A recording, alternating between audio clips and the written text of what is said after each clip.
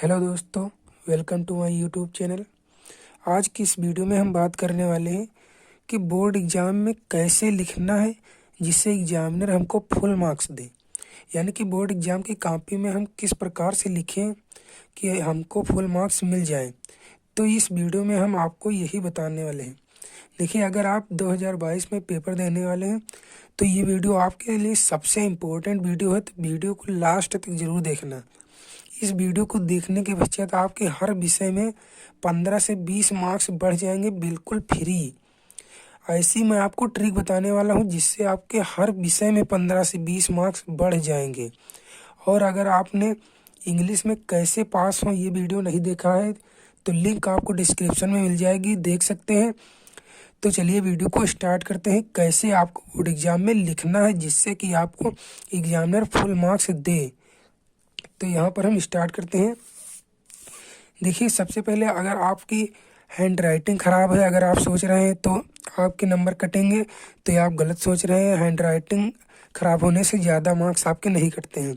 और बोर्ड में कॉपी मिलने के बाद क्या करें, ये क्वेश्चन सबसे ज़्यादा रहता है स्टूडेंट्स के मन में कि क्या करें बोर्ड में कॉपी मिलने के पश्चात।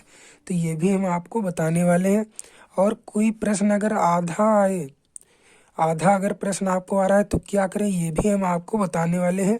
और क्या ज़्यादा पेज भरने से ज़्यादा मार्क्स मिलते हैं, ये भी हम बात करने वाले हैं कि ज़्यादा पेज लिखने से ज़्यादा मार्क्स मिलते हैं तो कैसे मिलते हैं, अगर नहीं मिलते हैं तो फिर क्यों नहीं मिलते हैं। देखिए, सबसे पहली बात आपको करना क्या है, जब बोर्ड परीक्षा में कॉपी मिलने के बाद आपको सबसे पहले अपना रोल नंबर बिल्कुल सही भरना है। अगर आप मान लीजिए रोल नंबर नहीं भरते हैं तो आप कितना भी लिखेंगे आपके मार्क्स बिल्कुल नहीं आएंगे, क्योंकि अगर आप रोल नंबर सही नहीं भरेंगे तो किसी और का रोल नंबर भर जाएगा। और आपको बिल्कुल सही आपका सब्जेक्ट भरना है, जिस सब्जेक्ट का पेपर हो उस सब्जेक्ट का नाम आपको भरना है। और जो पेपर कोड दिया होता है पेपर पर उसको भी सही भरना है। और आपको सिग्नेचर जरूर करके आना है, क्योंकि अगर आप सिग्नेचर नहीं करोगे तो आपको परीक्षा में उपस्थिति नहीं मानी जाएगी कि आप परीक्षा दिए हैं या नहीं दिए। तो इसलिए आपको सिग्नेचर करके ज़रूर आना है। जो बच्चे सिग्नेचर नहीं करते हैं सिग्नेचर करके ज़रूर आना, जिससे कि आपकी परीक्षा में उपस्थिति मानी जाए। और अगर नेम भरने के लिए आ रहा है तो नेम भर सकते हैं। और पेपर जो है उसको ध्यान पूर्वक से पढ़ना है। इतनी बातें आपको पहले करनी है, कॉपी मिलने के पश्चात ये सब भर देना है। और रोल नंबर शब्दों में, अंकों में, जिसमें भी है पूरा भर देना है। अब देखिए, इसके बाद क्या करना है, ज़्यादा लिखने से ज़्यादा मार्क्स मिलते हैं। हम इस पर हम बात करेंगे कि ज़्यादा लिखने से क्या ज़्यादा मार्क्स मिलते हैं। देखिए, ज़्यादा लिखने से ज़्यादा मार्क्स बिल्कुल नहीं मिलते हैं। आपको आंसर बिल्कुल सटीक लिखना है। अगर आपसे 120 शब्दों में पूछा गया तो आप 120 शब्दों में से 150 शब्दों के बीच लिख सकते हैं। अगर आपसे मान लीजिए 60 शब्दों में पूछा गया तो 60 से 90 शब्दों के बीच में लिख सकते हैं। जैसे 30 शब्दों में पूछा गया 30 से 50 शब्दों में लिख सकते हैं। इतना ही आपको लिखना है जिससे कि आपको फुल मार्क्स एग्जामिनर देगा। और एग्जामिनर देखता है कि बच्चे ने कितने कम शब्दों में आंसर को बिल्कुल सटीक लिखा है, तो बिल्कुल आपको सटीक आंसर लिखना है। ज़्यादा पेज भरने से ज़्यादा मार्क्स मिलते हैं, ये बात बिल्कुल गलत है। आपको बिल्कुल सटीक आंसर लिखना है। एग्जामिनर को समझा देना है कि हमको बहुत अच्छे तरीके से पेपर को सॉल्व करना आता है और कम शब्दों में पूरा आंसर लिख देना है। जितने शब्दों में कह रहा है उतने शब्दों में। तो ज़्यादा लिखने से ज़्यादा मार्क्स बिल्कुल भी नहीं मिलता है। जो लोग कहते हैं ज़्यादा पेज भरने से ज़्यादा मार्क्स मिलेंगे, तो ये बात बिल्कुल गलत है। अब देखिए, पेपर की शुरुआत कैसे करें। देखिए, सबसे पहली बात कि पेपर की शुरुआत कैसे करें, जो प्रश्न याद है उससे पहले लिखें या फिर सीरियल वाइज लिखें। देखिए, आपको क्या करना है, जो प्रश्न याद है उससे पहले नहीं लिखना है, पहले आपको सीरियल वाइज लिखना है, क्योंकि सीरियल वाइज बहुत ही इम्पोर्टेंट है। मान लीजिए 1 नंबर 2 नंबर से आप लिख रहे हैं तो एग्जामिनर जो चेक करेगा वो सीरियल वाइज से पहले एक नंबर क्वेश्चन होते हैं तो 1 नंबर देता चला जाएगा। अगर आप मान लीजिए 10 नंबर का क्वेश्चन पहले नंबर पर कर दिया तो वो 1 नंबर आपको देकर आगे बढ़ जाएगा। इसलिए आपको सीरियल वाइज बिल्कुल करना है, सीरियल से बिल्कुल करना है। अगर जो क्वेश्चन नहीं आ रहा है उसके लिए आप लोग जगह छोड़ दीजिए, उसको बाद में कर सकते हैं सोच के, लेकिन आपको बिल्कुल सीरियल से क्वेश्चन पेपर को पढ़ना है और सीरियल से क्वेश्चन के आंसर आपको कॉपी में लिखना है। जो लोग कहते हैं जो क्वेश्चन पहले आता है उसको लिखिए, मैं इस बात को गलत मानता हूँ। आपको बिल्कुल सीरियल से लिखना है। जो क्वेश्चन नहीं आ रहा है उसके लिए स्थान छोड़ सकते हैं, लेकिन आपको सीरियल से लिखना है, जिससे कि आपको मार्क्स बढ़ने की संभावना रहती है। 5 से 6 मार्क्स आपके हर कॉपी में बढ़ जाएंगे ऐसा करने से, अगर आप सीरियल से लिखते हैं तो। अब अगली बात जो आती है कि आप शेष समय में कैसे तैयारी करें।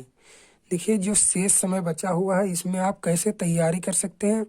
तो आपको करना क्या है, 100% स्टडी पर फोकस देना है। जो लोग स्टडी नहीं कर रहे हैं तो स्टडी करना बहुत ज़रूरी है। स्टडी पर अगर आप फोकस नहीं कर रहे हैं तो आपके मार्क्स नहीं बढ़ सकते हैं, लेकिन मैंने जो बताया है उससे आपके 10-15 मार्क्स हर विषय में बढ़ जाएंगे, आप पास हो जाएंगे, लेकिन अच्छे मार्क्स नहीं आ पाएंगे। इसलिए आपको स्टडी पर फोकस करना है और आपको सभी सब्जेक्ट को पढ़ना है। ये नहीं कि आप हिंदी ही पढ़ रहे हैं तो हिंदी ही पढ़िए, इंग्लिश पढ़ रहे हैं तो इंग्लिश, मैथ को पढ़ते ही नहीं है। अगर कोई मैथ पढ़ रहा है तो मैथ ही पढ़ रहा है, हिंदी को पढ़ ही नहीं रहा।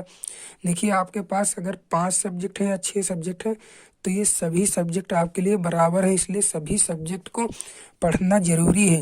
ये नहीं एक ही सब्जेक्ट पढ़ा करिए, आपको सभी सब्जेक्ट पढ़ना है। सभी सब्जेक्ट में 100 नंबर आपको मिलते हैं, इसलिए सभी सब्जेक्ट आपके लिए बराबर है, सभी सब्जेक्ट को पढ़ना है।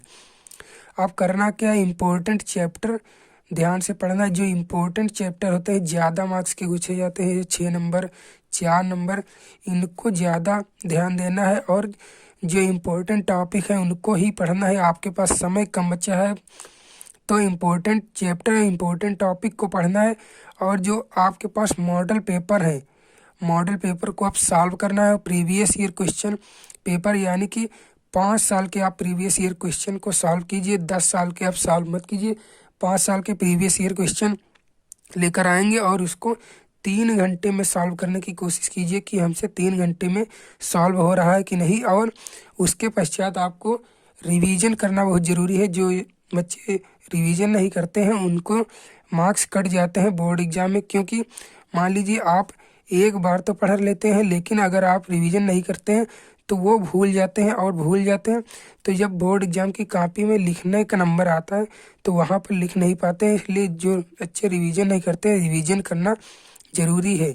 और आपको जो बच्चे नोट्स नहीं बनाए हैं, नोट्स बनाना भी ज़रूरी है। नोट्स में आपको एग्ज़ाम के टाइम में जो है पढ़ना आसान हो जाता है, तो इसलिए आपको नोट्स बनाना है।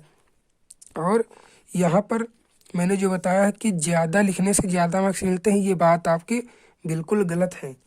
और देखिए, अगर आपकी हैंड राइटिंग ख़राब है तो हैंड राइटिंग को थोड़ा बहुत सुधार सकते हैं, लेकिन ज़्यादा हैंड राइटिंग से मार्क्स बिल्कुल नहीं कटते हैं। और बोर्ड कॉपी मिलने के पश्चात आपको क्या करना है, मैंने ये भी आपको बताया।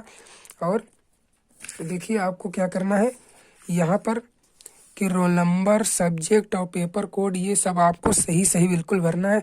अगर ये आप भरते नहीं हैं तो आपके मार्क्स हर विषय में कट जाएंगे, 10 से 15 मार्क्स आपके कट जाएंगे। इसलिए ये सब चीज़ें आपको पेपर में भर के आनी है और सिग्नेचर ज़रूर करके आना है।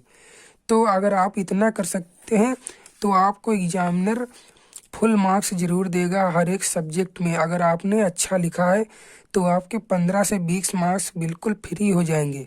और अगर आपने इंग्लिश में कैसे पास हो ये नहीं देखा है तो लिंक आपको डिस्क्रिप्शन में मिल जाएगी। तो इस तरीके से आपको कॉपी में लिखना है, जिससे एग्जामिनर आपको फुल मार्क्स देने की संभावना बढ़ जाती है। और अगर वीडियो पसंद आया तो like share subscribe. Thank you.